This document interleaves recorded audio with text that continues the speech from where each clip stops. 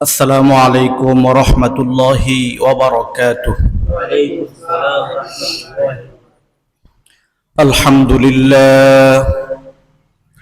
الحمد لله رب العالمين، والصلاة والسلام على رسوله الكريم وعلى آله وأصحابه أجمعين. أما بعد، فأعوذ بالله من الشيطان الرجيم. بسم الله الرحمن الرحيم. يا أيها الذين آمنوا كتب عليكم الصيام كما كتب على الذين من قبلكم لعلكم تتقون. وقال رسول الله صلى الله عليه وسلم: الصيام والقرآن يشفعان للعبد، فيقول الصيام: يا رب منعته الطعام والشهوات بالنهار فشفعني فيه. ويقول القرآن: أي رب منعته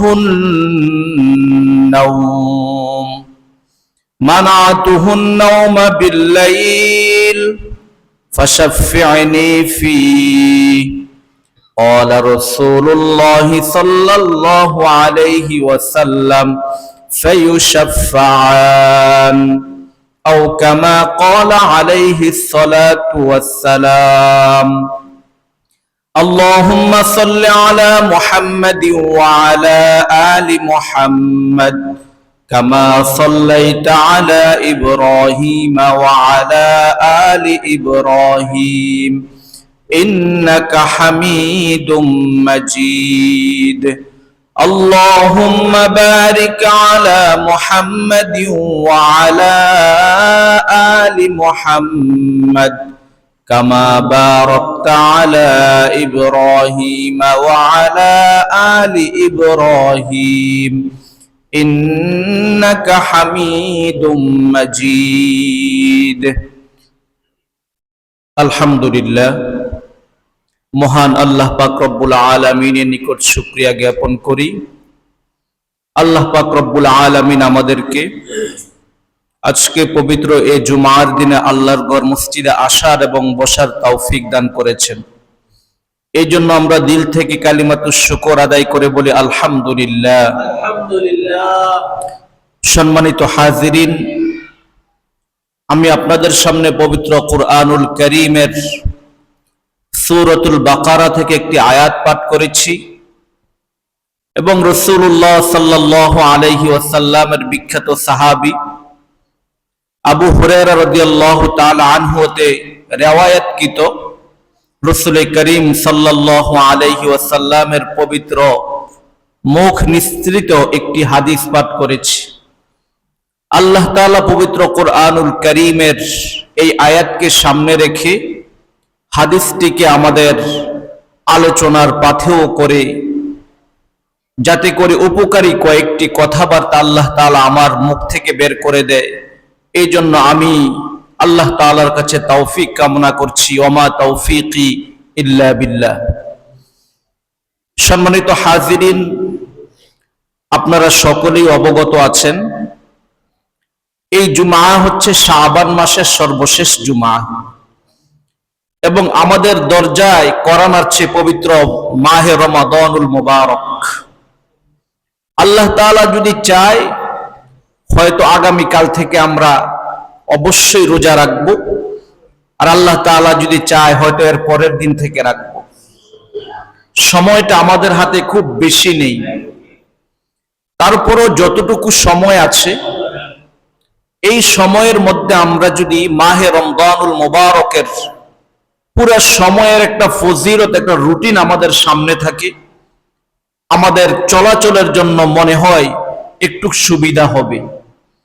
আমরা মাহে রমজান কিভাবে পালন করব, দিনের বেলা আমরা কি আমল করব, একটা যদি আমাদের নিজামুল আওকাত তথা একটা রুটিন থাকে তাহলে আমাদের জন্য সুবিধা হবে।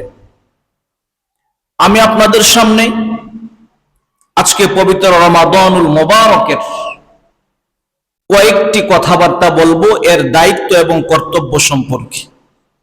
আমরা কিভাবে মাহে রমজানুল মোবারককে সুন্দরভাবে পালন করতে পারি, কিভাবে সহি আমলের মাধ্যমে মাহে রমজানের তাকওয়া তথা আল্লাহ ভীতি, আল্লাহর প্রতি মহাব্বত ভালোবাসাকে আমরা কিভাবে জাগ্রত করতে পারি। সম্মানিত হাজিরিন, শাবান মাস শেষ হয়, রমাদানুল মোবারক শুরু হয় মূলত চাঁদ দেখার মাধ্যমে। চাঁদ উঠলে রমজানুল মোবারকের রমজানের মাস শুরু হয়। এই জন্য রাসূল করিম সাল্লাল্লাহু আলাইহি ওয়াসাল্লাম এবং সাহাবাই কেরাম তিনারা চাঁদ দেখে রোজা রাখতেন, চাঁদ দেখেই আবার রোজা ভাঙতেন। চাঁদ দেখাটা কিছুদিন আগেও আমাদের সমাজে একটা ট্রেডিশন ছিল যে আমরা দেখতাম রমজানের চাঁদ উঠছে কিনা, ছোট ছোট বাচ্চারা বাড়ি থেকে বের হয়ে আসতো। আমরাও মাগরিবের সালাত আদায় করার পর রোডে ঘাটের মধ্যে আমরা হাঁটাহাঁটি করতাম, দেখার চেষ্টা করতাম। কিন্তু বর্তমান টেকনোলজির এই সময়ে আমাদের থেকে চাঁদ দেখার সৌন্দর্যতাটা যে একটা আনন্দ ছিল এটা আমাদের থেকে হারিয়ে গিয়েছে। এখন আমরা মোবাইল ফোনের মাধ্যমে খবর নেই চাঁদ কি দেখা গেছে কিনা, কেউ হয়তো মোবাইলের দিকে তাকিয়ে থাকি দেখি কোনো ঘোষণা আসে কিনা, কেউ টেলিভিশনের পর্দায় বসে থাকি ঈদের চাঁদ উঠছে কিনা বা রমজানের চাঁদ উঠছে কিনা। কিন্তু বিগত কিছু বছর আগেও আমাদের দেশের পরিবেশটা এমন ছিল না, চাঁদ দেখার একটা সুন্দর পরিবেশ ছিল। এই জন্যই আমাদের মাহে রমাদানুল মোবারকের প্রথম দায়িত্ব হচ্ছে চাঁদ দেখা। সেই চাঁদ দেখাটা এটা নবীজির সুন্নাহ। রাসূল করিম সাল্লাল্লাহু আলাইহি ওয়াসাল্লাম বলেন, সুমু লিরুয়াতিহি ওয়া আফতিরু লিরুয়াতিহি, তোমরা চাঁদ দেখে রোজা রাখো এবং চাঁদ দেখেই রোজা ভাঙো। রমজানুল মোবারক শেষ হয়েছে, শাবান মাস শেষ, রমজান শুরু হয়েছে, চাঁদ দেখে তোমরা রোজা রাখো।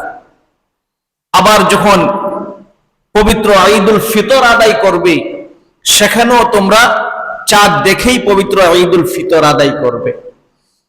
এই জন্য আমাদের রমজানুল মোবারকের প্রথম কাজ হচ্ছে আমরা সকলে চাঁদ দেখব, বলেন ইনশাআল্লাহ।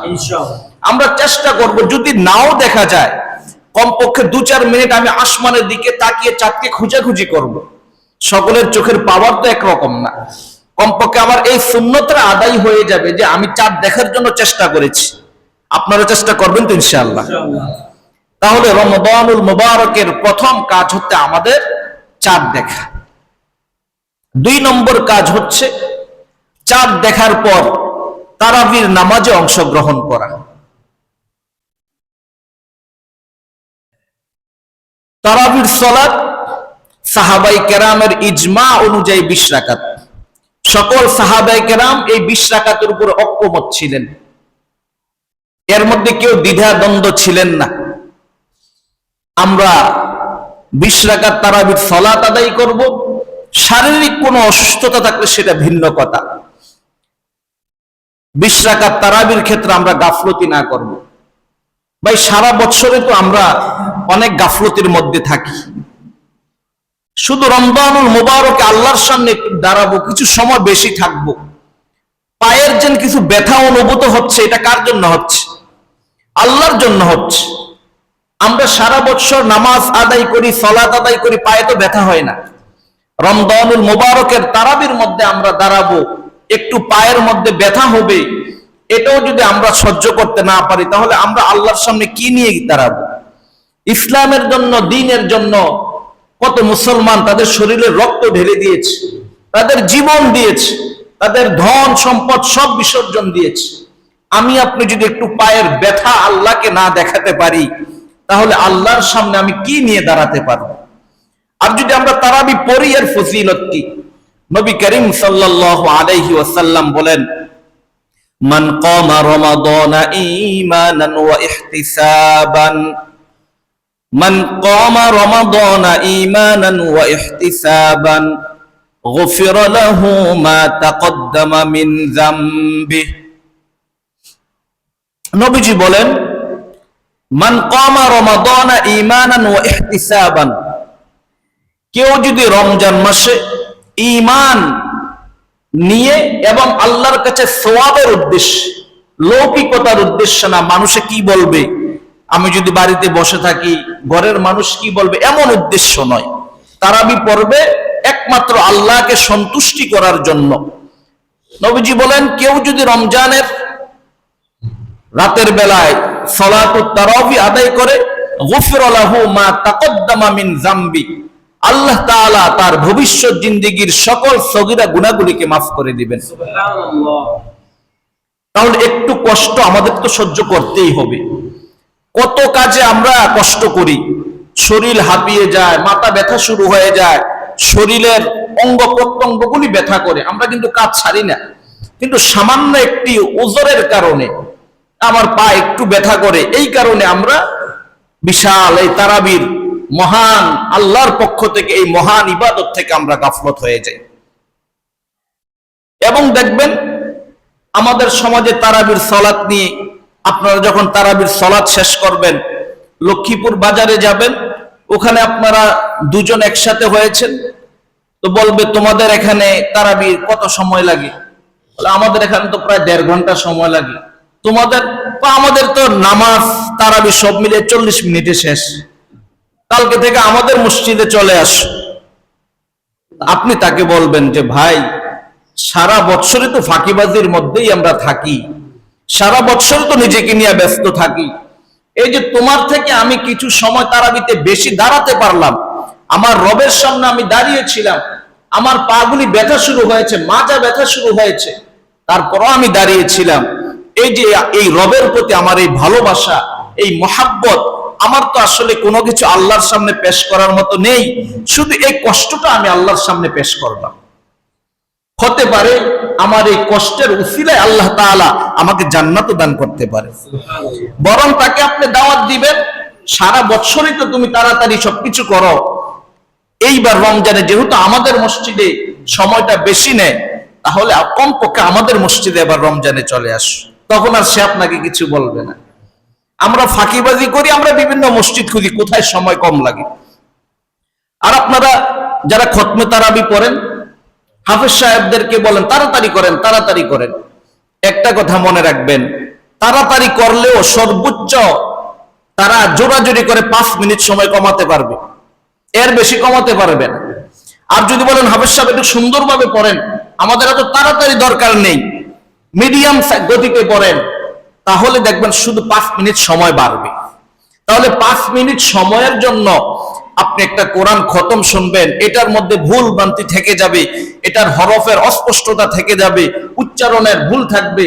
এত কষ্ট আপনি যেহেতু করছেন, 5 মিনিট কষ্ট দিয়ে করা যায় না। এই জন্য আমরা চেষ্টা করব, যারা হাফেজ সাহেব আসবে তাদেরকে আপনারা বলবেন, হাফেজ সাহেব একটু সুন্দরভাবে পড়ান, কমপক্ষে যাতে হরফের উচ্চারণগুলি সুন্দর বোঝা যায়, জবর জের পেশগুলি যা আছে এগুলি যাতে কোনোগুলি বাদ না যায়। কারণ আমরা অনেক আশা ভরসা করে আপনাদের পাশে দাঁড়িয়েছি, আমরা কোরআন শরীফ তেলাওয়াত করতে পারি না, আমাদের বিশ্বাস এই রমজানুল মোবারকে আপনাদের পেছনে আমাদের এক খতম কোরআন শরীফের উসিলা আল্লাহ তাআলা আমাদেরকে মাফ করে দিবেন। এমনও তো আপনারা জানেন, এক খতম কোরআন শরীফ যদি আপনি পাঠ করেন, প্রতি অক্ষরের ভিতরে 10 নেকি, কি বলেন? কিন্তু রমজানে কি প্রতি অক্ষরে 10 নেকি? এই 10 নেকি হচ্ছে রমজানের বাহিরে, নামাজের বাহিরে। রমজানের বাহিরেও যখন নামাজের ভিতরে তেলাওয়াত করা হয়, তখন আর এটা 10 নেকি থাকে না। শ্রেষ্ঠ ইবাদত, শ্রেষ্ঠ কোরআন, শ্রেষ্ঠ তেলাওয়াত, এর সওয়াবটাকে আল্লাহ তাআলা সর্বশ্রেষ্ঠ করে দেয়। আর রমজানুল মুবারকে আমি কম বেশি হিসাব করে দেখেছি, প্রতি অক্ষরে যদি 10 নেকিও ধরা হয়, প্রায় কোরআনুল কারীমের প্রতি পৃষ্ঠায় 5000 নেকি আল্লাহ তাআলা রমজানের বাহিরে দান করেন। আর রমজানের ভেতরে যদি আল্লাহ কমপক্ষে 70 নেকি করে দান করেন, তাহলে এবার আপনি হিসাব করেন, 10 নেকি হলে যদি 5 হয়, 5 সাতা 35, তাহলে প্রতি পৃষ্ঠায় রমজানে তারাবির বাহিরে এবং নামাজের বাহিরে তেলাওয়াত করলো কমপক্ষে 35,000 নেক আল্লাহ তাআলা লিখবেন। আর সেই তেলাওয়াত যখন আপনি নামাজের মধ্যে শুনবেন, যে সালাত সম্পর্কে রাসূল বলেছেন যে তার ভবিষ্যৎ জিন্দেগীর সব গুনাহ খাতা আল্লাহ তাআলা মাফ করে দিবেন, তাহলে সেই কোরআন তেলাওয়াতের এক এক হরফের ফজিলত কি পরিমাণ আল্লাহ তাআলা দান করবেন। সুবহানাল্লাহি ওয়া বিহামদি। এই জন্য সামান্য কিছু তাড়াতাড়ি তাড়াহুড়োর কারণে তারাবির নামাজের মধ্যে আপনারা গাফলতি করবেন না, এবং যারা হাফেজ সাহেব আছেন তাদেরকে প্রেসার ক্রিয়েট করবেন না, বরং তাদেরকে আপনারা অভয় দিবেন, আমরা আছি ইনশাআল্লাহ। আমরা যেহেতু 1 ঘন্টা 10 মিনিট দাঁড়াতে পারি, আমরা 1 ঘন্টা 15 মিনিটও দাঁড়াতে পারবো ইনশাআল্লাহ। আমরা ইনশাআল্লাহ তারাবি পড়বো তো সবাই ইনশাআল্লাহ। তারাবি পড়ার পাশাপাশি আমরা যারা কোরআন তেলাওয়াত পারি, আমরা কোরআন তেলাওয়াতের প্রতি মনোনিবেশ করব। রমজানুল মুবারকের তৃতীয় আমল কোরআন তেলাওয়াত করা। আমরা যারা করতে পারি আমরা কোরআন তেলাওয়াত করব। আমরা যারা করতে পারি না, আপনি কোরআন শরীফ পড়তে পারেন না, কিন্তু আপনি সূরা ফাতিহা পারেন কিনা? সূরা ফাতিহা আলহামদুলিল্লাহ সূরা পারেন কিনা? সূরা ইখলাস কুল হুয়াল্লাহ পারেন কিনা? কুল হুয়াল্লাহ কি কোরআন শরীফের ভেতরে না বাহিরে? সূরা ফাতিহা কি কোরআনের ভেতরে না বাহিরে? এটাও কোরআন তেলাওয়াত। আপনি কোরআন শরীফ পড়তে পারেন না, আপনি নিয়ত করলেন আমি প্রতি ওয়াক্ত নামাজের পরে 10 বার সূরা ইখলাস তেলাওয়াত করব। কয়বার? 10 বার সূরা ইখলাস তেলাওয়াত করব। রাসূল করিম সাল্লাল্লাহু আলাইহি ওয়াসাল্লাম বলেন, যে ব্যক্তি 10 বার সূরা ইখলাস তেলাওয়াত করবে, আল্লাহ তাআলা তার জন্য জান্নাতে একটি ঘর নির্মাণ করবেন। সুবহানাল্লাহ। তাহলে আপনি 5 ওয়াক্ত নামাজের পর যদি আপনি 10 বার করে সূরা ইখলাস তেলাওয়াত করেন, তাহলে আপনার জন্য 5 ওয়াক্ত নামাজে এই 10 বার করে তেলাওয়াতের কারণে আল্লাহ তাআলা জান্নাতের মধ্যে 5টা ঘর নির্মাণ করবেন। আপনি চিন্তা করবেন, হুজুর এক ঘরে যদি থাকতে জায়গা খালি থাকে, জান্নাতে এত ঘর দিয়ে কি করব? আপনার এখানে খাদেম কয়জন? আপনারা কি জানেন বাংলাদেশের প্রধানমন্ত্রী যখন ডিস্ট্রিক্টগুলিতে ভ্রমণ করে, তার জন্য একটা কার্যালয় আছে, একটা ভবন আছে, জানেন? সরকারি কর্মকর্তাদের একটা ভবন আছে প্রতিটা ডিস্ট্রিক্টে, সার্কিট হাউস। প্রধানমন্ত্রী যদি কুমিল্লাতে আসে, উনি থাকবেন কোথায়? সার্কিট হাউসে। সরকারের বড় বড় আমলা কর্মকর্তারা আসলে সার্কিট হাউসে থাকেন। এক প্রধানমন্ত্রীর যদি 64 জেলায় 64টা বাড়ি থাকতে পারে, এও দেখবেন এই বাংলাদেশ ওয়ার্ল্ড মানচিত্রে যখন আপনি দেখবেন বাংলাদেশ একটা এই কালি দিয়ে এইভাবে একটা চিহ্ন দিয়ে রাখছে, দেখাও যায় না ভালো করে। এরকম একটা ছোট দেশের প্রধানমন্ত্রীর জন্য যদি 64টা বাড়ি থাকে, আপনাকে আল্লাহ তাআলা কমপক্ষে 10 পৃথিবীর সমান এক জান্নাত দান করবেন। সেখানে আপনার কি পরিমাণ বাড়ি থাকা দরকার? আপনার খাদেম থাকবে 80,000, 80,000 খাদেমও তো আপনার পাশে থাকার জন্য ঘর বাড়ি দরকার। আপনি যদি জান্নাতি হন, আল্লাহ তাআলা মিনিমাম 70টা হুর আপনাকে দান করবে। তাদেরকে নিয়ে কেমন এক ফ্ল্যাটে থাকবেন? আপনি তো জান্নাতি মানুষ, বাদশাহী আপনার জিন্দেগি। বাদশার ঘর তো থাকবে বাদশার মতন, বাদশার ঘর থাকবে পুরা জান্নাতের মধ্যে কমপক্ষে 64,000 ঘর তো হওয়া দরকার। কি বলেন? তবে ইনশাআল্লাহ আমরা যারা কোরআন তেলাওয়াত দেখে দেখে নাও পারি, কমপক্ষে আমরা কোরআন থেকে যাই পারি, সূরা ফাতিহা পারি, সূরা ইখলাস পারি, আয়াতুল কুরসি পারি, বা আপনি আপনার মতো করে যে সূরাগুলি পারেন এই সূরাগুলি বেশি বেশি তেলাওয়াত করবেন। আল্লাহ তাআলা আমাদেরকে তৌফিক দান করেন। আল্লাহ তাআলা পবিত্র কোরআনুল কারীমের মধ্যে ইরশাদ করেন, ইন্নাল্লাযীনা ইয়াতলুনা কিতাবাল্লাহ ইন্নাল্লাযীনা ইয়াতলুনা কিতাবাল্লাহ ওয়া আকামুস সালাহ ওয়া আনফাকু মিম্মা রাযাকনাহুম সিররাও ওয়া আলানিয়াতান ইয়ারজুনা তিজারাতান লান তাবুর লিইওয়াফিয়াহুম উজুরাহুম ওয়া ইয়াযীদাহুম মিন ফাদলিহি ইন্নাহু গফুরুন শাকুর। আল্লাহ তাআলা বলেন, যারা কোরআন তেলাওয়াত করে, যারা কোরআন তেলাওয়াত করে, ও আকামুস সালাহ, এবং সালাত আদায় করে, 5 ওয়াক্ত নামাজ দৈনিক সে মসজিদে এসে আদায় করে, ওয়া আনফাকু মিম্মা রাযাকনাহুম সিররাও ওয়া আলানিয়া, এবং দান সদকা করে, প্রকাশ্যও করে গোপনেও করে। দান সদকা বলতে আপনারা বুঝেন কাউকে অনেকগুলি টাকা দেওয়া না। আপনার 2 টাকার তৌফিক আছে, আপনি 2 টাকা দান করেন। আপনার 1 টাকার তৌফিক আছে, আপনি 1 টাকা দান করেন। আপনার 5 টাকার তৌফিক আছে, আপনি 5 টাকা দান করেন। কারো 500 টাকা দান করার তৌফিক আছে, 500 টাকা দান করেন। রমজানুল মুবারকের বাহিরেও এই 3টা আমল নিয়মিত করা উচিত। কোরআন তেলাওয়াত করা, 5 ওয়াক্ত নামাজ জামাতের সাথে পড়া এবং দৈনিক কিছু দান সদকা করা, হোক 2 টাকা হোক 5 টাকা হোক। আল্লাহ তাআলা বলেন এই যে কোরআন তেলাওয়াত, দান সদকা এবং 5 ওয়াক্ত নামাজ, এটা এমন এক ইবাদত, আল্লাহর সাথে বান্দার এমন এক কমিটমেন্ট, এমন এক ব্যবসা। আল্লাহ তাআলা বলেন লান তাবুর, এই ব্যবসায় আমার কোনো বান্দা কোনোদিন লস খাবে না। সুবহানাল্লাহ। এটা এমন এক ব্যবসা, এই ব্যবসার মাধ্যমে আমার বান্দা লাভ হতেই থাকবে। কি লাভ হবে? লিওয়াফিয়াহুম উজুরাহুম, আল্লাহ তাআলা বলেন লিওয়াফিয়াহুম উজুরাহুম, এই 3টা আমলের পরিপূর্ণ প্রতিদান আমি আল্লাহ কিয়ামতের ময়দানে দিয়ে দিব। ওয়ায়াজিদাহুম মিন ফাদলি, দুনিয়ার মধ্যে তুমি দারিদ্র, টাকা নাই, পয়সা নাই, ঘর বাড়িতে থাকার জায়গা নাই, অভাব অনটনের মধ্যে আছো, তুমি যদি এই 3টা আমল নিয়মিত করো, আমি আল্লাহ দুনিয়াতেও তোমাকে ধনী বানাইয়া দিব। সুবহানাল্লাহ। এই জন্য আপনি দেখবেন যারা 5 ওয়াক্ত নামাজি, এরা গরিব খুব কম। যত অভাব অনটন দেখবেন, সব দেখবেন যে নামাজ পড়ে না। আপনি খেয়াল করেন, আপনারা মসজিদে যারা নিয়মিত আসেন, আপনি দেখবেন যে আপনাদের মধ্যে মাশাআল্লাহ অভাবী তেমন কেউ নেই। সমাজের যত অভাব শুনবেন আপনি, ওই মানুষদের মুখেই বেশি শুনবেন যে মানুষরা নামাজের কাছে দাঁড়ায় আসে না। কারণ আল্লাহ তাআলা তার উপর অভাবকে চাপাইয়া দিস। এই সালাত, কোরআন তেলাওয়াত, দান সদকা মানুষের দুনিয়ার অভাবকে দূর করে দেয়, জান্নাতের অভাবকেও, পরকালীন যে অভাব, নেক আমলের অভাব, জান্নাতের অভাব, আল্লাহ তাআলা পরকালীন অভাবকেও দূর করে দেয়। আল্লাহ তাআলা আমাকে সহ আপনাদেরকে এই আমল করার তৌফিক দান করেন। আমিন। তাহলে আমরা রমজানের 3 নাম্বার আমল যেটা, সেটা হচ্ছে কোরআন তেলাওয়াত করা। রাসূল করিম সাল্লাল্লাহু আলাইহি ওয়াসাল্লাম আরো বলেন মান সাররাহু আইয়ুহিব্বাল্লাহু ওয়া রাসূলুহু, মান সাররাহু আইয়ুহিব্বাল্লাহু ওয়া রাসূলুহু ফালিয়াকরা ফিল মাসহাফ।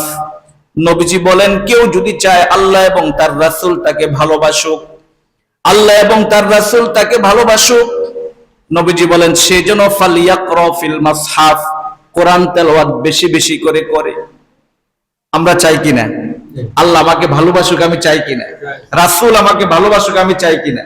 যদি আল্লাহ এবং তার রাসূলের ভালোবাসা আমরা পেতে চাই, তাহলে নবীজি বলেন সেজন্য কি করে? কোরআন তেলাওয়াত করে। সূত্র ওইটাই, যারা কোরআন তেলাওয়াত করতে পারে তারা দেখে দেখে কোরআন দেখে দেখে করবে, আর যারা কোরআন তেলাওয়াত করতে পারে না, কমপক্ষে তারা যাই কোরআন থেকে পারে সেগুলির তেলাওয়াত করবে। রমজানুল মুবারকের 4র্থ নম্বর আমল তাহাজ্জুদের সালাত আদায় করা। আমরা সারা বৎসর তাহাজ্জুদ কি পড়তে পারি? তেমন পড়তে পারি না। ক্লান্তি, সারাদিনের পরিশ্রম, তাহাজ্জুদের সময় ওঠা হয় না। কিন্তু রমজানুল মুবারক এমন এক মাস, ইচ্ছাই হোক অনিচ্ছাই হোক আমরা ভোর রাতে ওঠা লাগে। আপনি যদি বলেন আমি সেহারি খাই না, ফজরের নামাজের জন্য তো ওঠা লাগবে। আপনি যদি কোন আমি সেহারি খাই না, 2 গ্লাস পানি খাওয়ার জন্য তো ওঠা লাগবে। এই জন্য যেহেতু আমরা ভোর রাতে উঠবই, আমরা সালাতুত তাহাজ্জুদ নিয়মিত আদায় করব। বলেন ইনশাআল্লাহ। ইনশাআল্লাহ। রাসূল করিম সাল্লাল্লাহু আলাইহি ওয়াসাল্লাম বলেন বরকতের দরজা হচ্ছে তাহাজ্জুদ। বরকতের দরজা তাহাজ্জুদ।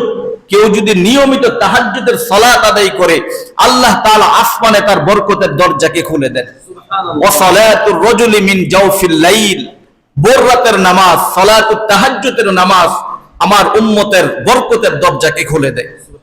আপনার অভাব অনটন, দুঃখ কষ্ট, আপনি নিয়মিত তাহাজ্জুদ যদি আদায় করেন, আশা করা যায় আল্লাহ তাআলা আপনার অভাব অনটন, দুঃখ কষ্টকে দূর করে দিবে। আল্লাহ তাআলা আমাদেরকে আমল করার তৌফিক দান করেন। আমিন।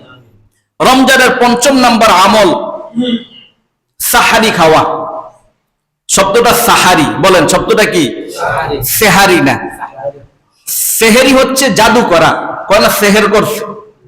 সেহের শব্দের অর্থ হচ্ছে জাদু করা, আর সাহারি অর্থ হচ্ছে ভোর রাতের খাবার।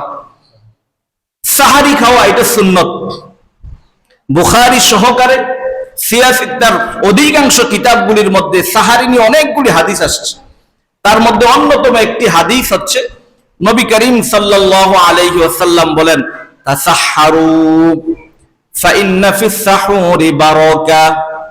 নবীজি বলেন তোমরা সাহারি খাও, কেননা আল্লাহ তাআলা সাহারির মধ্যে বরকত দিয়েছেন। বলেন কি দিয়েছেন? বরকত দিয়েছেন। আস-সাহুর, আস-সাহুরু আকলাতুন বারাকা।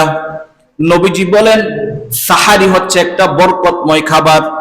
ফালা তাদউ, তোমরা কেউ এই বরকতময় খাবারকে ছাড়বে না। সাহারি বরকতময় খাবার, বরকতময় খাবারকে তোমরা কখনো ছাড়বে না। ওয়ালাউ আইয়াজরা আহাদুকুম জুরাতাম মিন মা, তোমরা যদি সাহারি ভারী খাবার নাও খাও, নবীজি বলেন কমপক্ষে এক ঢোক পানি হলো সাহারির নিয়তে খাবে। কি বলছে? এক ঢোক পানি হলেও সাহারির নিয়তে খাবে। কেন খাবে? ফাইন্নাল্লাহা ওয়া মালাইকাতাহু ইউসাল্লুন, ফাইন্নাল্লাহা ওয়া মালাইকাতাহু ইউসাল্লুনা আলাল মুতাসাহহিরিন। নবী করিম সাল্লাল্লাহু আলাইহি ওয়াসাল্লাম বলেন, যারা ভোর রাতে উঠে সাহারি খায়, আল্লাহ তাআলা তাদের উপর সরাসরি রহমত নাজিল করে দেন। এবং আসমানের ফেরেশতারা যারা সাহারি খায় তাদের জন্য মাগফিরাতের জন্য, আল্লাহর রহমতের জন্য আল্লাহর কাছে ফেরেশতারা পর্যন্ত দোয়া করতে থাকে। তো এই বরকতময় খাবার আপনি কেন ছেড়ে দিবেন? সাহারির নাই বরকতময় খাবার আমরা কেউ ছেড়ে দিব? ইনশাআল্লাহ আমরা কিছু হলেও খাবো। আপনি এটা তো নবীজি বলছেন কমপক্ষে এক ঢোক পানি, পানি ছাড়াও আপনি কিছু খাবেন। তবে হাদিস শরীফে আসছে, নি'মা সাহুরুল মুমিনি আত-তামার, নি'মা সাহুরুল মুমিনি আত-তামার। নবীজি বলেন সাহারি হিসাবে খেজুর কতই না উত্তম এক পণ্য, উত্তম এক জিনিস। আমাদের বাঙালি যে ট্রেডিশন, বাঙালি সমাজে সাহারির রূপটা আমরা খেজুর খাই না। আমরা কি খেজুর খাই? আমরা এটা ইফতারের সময় খাই। কিন্তু নবীজি বলতেছেন উত্তম সাহারি হচ্ছে কি খাওয়া? খেজুর খাওয়া। আপনি মুরগি খাইছেন, গরু খাইছেন, শাক খাইছেন, সবজি খাইছেন, মাছ খাইছেন, সবকিছু খাওয়ার পর নবীজি যেহেতু বলছে নি'মা সাহুরুল মুমিনাত তামার, এটা বরকতময় খাবার, সব খাবারের পর আপনি একটা খেজুর তো খেতে পারেন। কি বলেন? দুনিয়ার সব ডাক্তার বিজ্ঞান যাই বলুক, রাসূলুল্লাহ সাল্লাল্লাহু আলাইহি ওয়াসাল্লামের কথাই হচ্ছে চূড়ান্ত সত্য, চূড়ান্ত সিদ্ধান্ত। কি বলেন? এজন্য আমরা নিয়ত করে আমরা সাহারি খাবো, সাহারি খাওয়ার পর আমরা একটা হলেও খেজুর খাবো। এটা নবীজির বরকতের কথা বলেছেন। আর এই খেজুর, এরপরে আপনার জমজমের পানি, এগুলি হচ্ছে মুসলমানদের ঐতিহ্যের সাথে সম্পর্কিত। খেজুর ছাড়া মুসলমানের জীবন কল্পনা করা যায় না, কারণ তার নবী সারা জীবন খেজুর খাইছেন। সেই মুসলমান কিভাবে খেজুরকে ছেড়ে থাকতে পারে? এর জন্য মুসলমান নবীজির খাওয়া হিসেবেও একটু খেজুর খাবে। এটা মুসলমানের নিয়ম এবং সংস্কৃতি। তাহলে ইনশাআল্লাহ আমরা সাহারি সবাই খাবো তো? ইনশাআল্লাহ। রমজানের সাহারি খাওয়ার পর আমাদের অনেকেই চিন্তা করি 20 মিনিট আছে, ঘরের মধ্যে ফজরের নামাজটা পড়েনি। এই কাম কেউ করবেন না। রমজানুল মুবারকে ঘরের মধ্যে ফজরের নামাজ আপনি পড়বেন না। জামাতের সাথে নামাজ আদায় করা ওয়াজিব। একান্ত যদি আপনার সমস্যাই হয় সেটা ভিন্ন কথা, কিন্তু গাফলতি, একটু হেঁটে যেতে হবে। যদি বলা হয় 500 টাকা দিবে লক্ষ্মীপুর চৌমুনিতে যান, 500 না 100 দিলেই মনে করেন যে সব ছেড়ে, ক্লান্তি সব ছেড়ে উনি কিন্তু লক্ষ্মীপুর চৌমুনিতে চলে আসবে। সেই জায়গায় আপনি ফজরের নামাজকে কেন ছাড়বেন? জামাতের সাথে কেন ছাড়বেন? কিছু মানুষ আছে বৃদ্ধ মানুষ, কিছু মানুষ অসুস্থ মানুষ, কিছু মানুষ হয়তো চিন্তা করে রোডের ভিতরে আমি ঘুরে পড়ে, সেটা ভিন্ন কথা। আমাদের মতন যারা সবল মানুষ, যারা স্বাস্থ্যবান মানুষ, আমাদের যাদের কোনো স্বাস্থ্য ঝুঁকি নাই, আমরা তো ফজরের নামাজ এসে জামাতের সাথে পড়তে পারি। কি বলেন?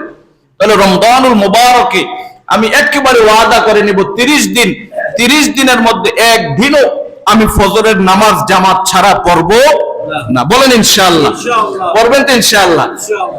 এটা কি হলো? সকালে একটু মর্নিং ওয়ার্ক হয়ে গেল, ব্যায়ামও হয়ে গেল। আমাদের রমজান মাসে শরীর ক্লান্তি লাগে কেন জানেন?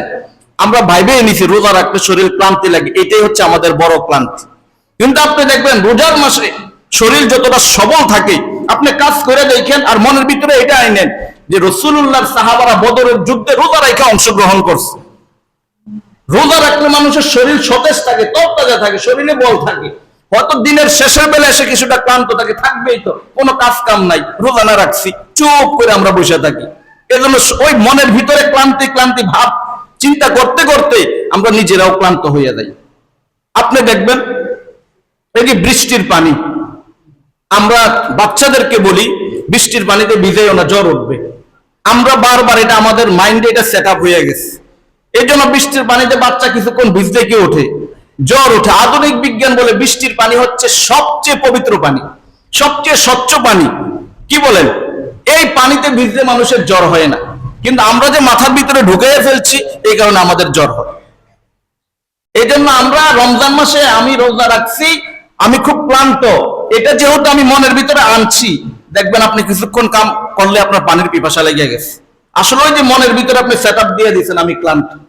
এই জন্য ইনশাআল্লাহ আমরা একটু দূর হলেও সকালে হেঁটে এসে মসজিদে সালাতুল ফজর জামাতের সাথে ইনশাআল্লাহ আদায় করব। দিনের বেলা আমাদের কিছু কাজ আছে। সারাদিন রমজানে আপনি একটা রুটিন করে ফেলেন, আমি 100 বার আমি আস্তাগফিরুল্লাহ পাঠ করব। বলেন কয়বার? 100 বার। এই আস্তাগফিরুল্লাহ আপনি 100 বার পাঠ করতে সময় লাগবে সর্বোচ্চ 4 মিনিট। আপনি দেখেন ঘড়ির কাঁটাটা, আস্তাগফিরুল্লাহ আস্তাগফিরুল্লাহ, আল্লাহ আমাকে মাফ করে দেন, আল্লাহ আমাকে মাফ করে দেন, আল্লাহ আমাকে মাফ করে দেন। এই যে আপনি বারবার বারবার বলবেন, একবার যদি কবুল হয়ে যায় তাহলে 70 বছরের সব একবারে এক কথার মধ্যে আল্লাহ তাআলা পরিষ্কার করে দিবে। সুবহানাল্লাহ। রাসূল সাল্লাল্লাহু আলাইহি ওয়াসাল্লাম বলেন, মান লাজিমাল ইস্তিগফার, মান লাজিমাল ইস্তিগফার জাআলাল্লাহু লাহু মিন কুল্লি যিকিম মাখরাজা ওয়া মিন কুল্লি হাম্মিন ফারাজা ওয়া ইয়ারযুকুহু মিন হাইসু লা ইয়াহতাসিব। নবীজি বলেন, যারা নিয়মিত ইস্তিগফার করে, বেশি বেশি আল্লাহর কাছে ক্ষমা প্রার্থনা করে, জাআলাল্লাহু লাহু মিন কুল্লি যিকিম মাখরাজা, আল্লাহ তাআলা তাকে সকল সংকীর্ণতা থেকে, দুনিয়ার যত সংকীর্ণতা আছে, অভাব অনটন আছে, আল্লাহ সব অভাব অনটন দুঃখ কষ্ট থেকে আল্লাহ তাআলা তাকে হেফাজত করবে।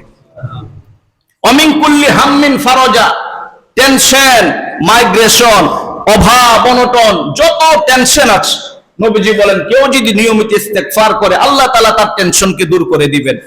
তৃতীয় নাম্বার, ওয়ারযুকহু মিন হাইসু লা ইয়াহতাসিব, যারা নিয়মিত ইস্তেগফার করবে আল্লাহ তাআলা তাদেরকে এমন স্থান থেকে রিজিক দান করবেন যেটা সে কখনো কল্পনাও করতে পারে না। বলেন না সুবহানাল্লাহ। এই জন্য আমরা রমজান মাসে নিয়মিত কি করব? ইস্তেগফার করব। আর আমরা রমজান মাসে আরেকটি আমল করব, দৈনিক কমপক্ষে 100 বার লা ইলাহা ইল্লাল্লাহ জিকির করব। কয়বার? কমপক্ষে 100 বার। আপনি বাড়াতে পারেন, আপনি যদি কোন আমি 200 বার করব, 5 ওয়াক্ত নামাজের পর 500 বার করব, আপনি করতে পারেন। তবে মিনিমাম কমপক্ষে আমরা 100 বার এই আমলটা করব।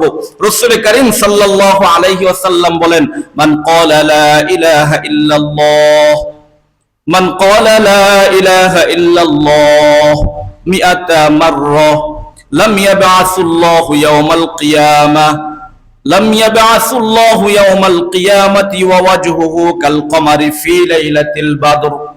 নবী করিম সাল্লাল্লাহু আলাইহি ওয়াসাল্লাম বলেন, আমার কোন উম্মত যদি লা ইলাহা ইল্লাল্লাহ 100 বার পাঠ করে, কয়বার? 100 বার। লাম ইয়াবআসুল্লাহু ইয়াওমাল কিয়ামাহ, কিয়ামতের কঠিন মুসিবতের যখন আমার এই উম্মত উঠবে, কিয়ামতের কঠিন মুসিবতের দিন যখন আমার এই উম্মত হাসরের ময়দানে উঠবে, তার চেহারাটা পূর্ণিমার চাঁদের মতন আলোকিত হয়ে থাকবে। সুবহানাল্লাহ। কয়বার? 100 বার। ইনশাআল্লাহ আমরা পড়ব তো। ইনশাআল্লাহ। 3 নাম্বার, দিনের বেলা আমরা দুরূদ শরীফ পড়ব 100 বার। কয়বার? 100 বার। কমপক্ষে 100 বার। কেউ যদি 5 ওয়াক্ত নামাজের পর 100 বার করে, 500 বার করে, তাহলে তো আরো ভালো। নবী করিম সাল্লাল্লাহু আলাইহি ওয়াসাল্লাম বলেন, মান সাল্লা আলাইয়া ওয়াহিদান সাল্লাল্লাহু আলাইহি আশরান, কেউ যদি আমার প্রতি একবার দুরূদ শরীফ পাঠ করে আল্লাহ তাআলা তার প্রতি 10টি রহমত নাজিল করেন। কয়টি? 10টি। ওমান সাল্লা আলাইয়া আশরান, কেউ যদি আমি নবীর প্রতি 10 বার দুরূদ শরীফ পাঠ করে, সাল্লাল্লাহু আলাইহি মিআ, আল্লাহ তাআলা তার প্রতি 100টি রহমত নাজিল করেন। তাহলে 10 বার পড়লে 100টি, আর একবার পড়লে 10টি। এরপরে নবীজি বলেন ওমান সাল্লা আলাইয়া মিআ সাল্লাল্লাহু কাতাবাল্লাহু লাহু আইনাইহি বারাআতুম মিনান নার ওয়া বারাআতুম মিনান নিফাক। আমার নবী বলেন আমার কোন উম্মত যদি আমার প্রতি 100 বার দুরূদ শরীফ পড়ে, কয়বার? 100 বার যদি দুরূদ শরীফ পড়ে, কাতাবাল্লাহু লাহু বাইনা আইনাইহি বারাআতুম মিনান নার ওয়া বারাআতুম মিনান নিফাক, আমার রব্বুল আলামিন তার এই দুই চোখের মাঝখানের মধ্যে লিখে দেয় এই ব্যক্তির জন্য জাহান্নামের আগুন স্পর্শ করবে না। সুবহানাল্লাহ। এই দুই চোখের মাঝখানে লিখে দেয় এই ব্যক্তি জাহান্নামে যাবে না।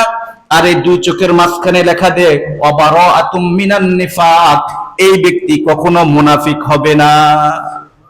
আল্লাহ তাআলা আমাদেরকে কমপক্ষে এই 3টি আমল, 100 বার ইস্তেগফার, 100 বার লা ইলাহা ইল্লাল্লাহ জিকির এবং 100 বার দুরূদ শরীফ, এই আমলগুলি করার জন্য তৌফিক দান করেন, বলেন আমিন। আমিন। আরেকটি জিকির সুবহানাল্লাহ ওয়ালহামদুলিল্লাহ ওয়া লা ইলাহা ইল্লাল্লাহু ওয়াল্লাহু আকবার, সুবহানাল্লাহ ওয়ালহামদুলিল্লাহ ওয়া লা ইলাহা ইল্লাল্লাহু আল্লাহু আকবার। নবীজি বলেন আহাব্বুল কালাম, এই 4টা কথা সুবহানাল্লাহ, আলহামদুলিল্লাহ, লা ইলাহা ইল্লাল্লাহ, আল্লাহু আকবার, এই 4টা জিকির আল্লাহর কাছে যত জিকির আছে সবচেয়ে প্রিয় জিকির হচ্ছে এই 4 জিকির। সুবহানাল্লাহ। এটা তো মনে হয় আমরা সবাই পারি, কি বলেন? এমন কেউ কে আছেন না আপনারা পারেন না? সবাই পারেন। ইনশাআল্লাহ আমরা সকলে এই 4টা আমল করব তো ইনশাআল্লাহ। ইনশাআল্লাহ। এরপরে আমরা দোয়া করব।